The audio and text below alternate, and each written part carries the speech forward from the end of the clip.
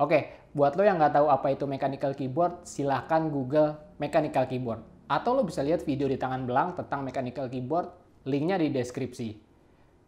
Intinya adalah dengan membayar sedikit lebih mahal, lo akan mendapatkan kualitas ketahanan serta build yang lebih dari keyboard biasa karena perbedaan key switch yang digunakan. Yes, biasanya mechanical keyboard identik dengan harga yang lebih mahal. Sampai gue temukan ini, TT Esport Poseidon ZX. Mari kita review apakah harga yang lebih murah sesuai dengan kualitas yang ditampilkan.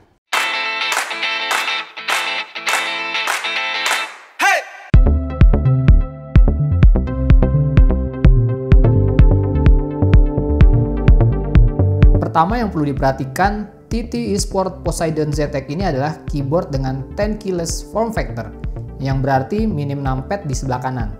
Buat gue ini justru kelebihan karena gue nggak pernah pakai numpad, dan secara dimensi jadi lebih compact dan lebih pas buat ditaruh di desk setup.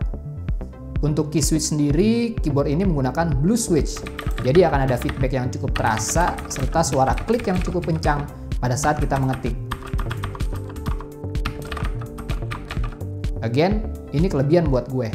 I think that's the beauty of mechanical keyboard. Kekurangannya, switch ini bukan keluaran Cherry MX, tapi Kailh. Memang ada perbedaan sedikit sih kalau dibandingin dengan Cooler Master Storm gue yang pakai Cherry MX, tapi buat gue nggak terlalu signifikan kok bedanya.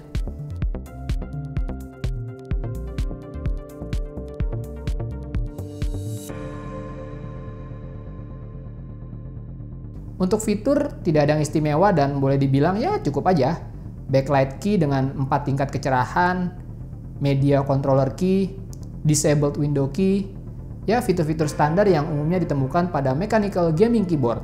Terlepas dari kekurangannya sebagai sebuah mechanical keyboard yang lengkap, menurut gue TT Esport Poseidon ZX ini, daya tarik utamanya terletak di range harganya. Di harga sekitar 1 jutaan, menurut gue keyboard ini cocok banget buat lo yang mau beralih dari keyboard rubber dome biasa dan mulai mencicipi sensasi menggunakan mechanical keyboard. Plus ditambah dengan garansi yang cukup lama yaitu 5 tahun. Oke, segitu aja review gue untuk TT Esport Poseidon ZX. Klik like, dislike, share, dan komen. Jangan lupa follow semua sosial media Tangan Belang dan gabung di komunitas Tangan Belang. Thank you guys for watching. I'll see you next time.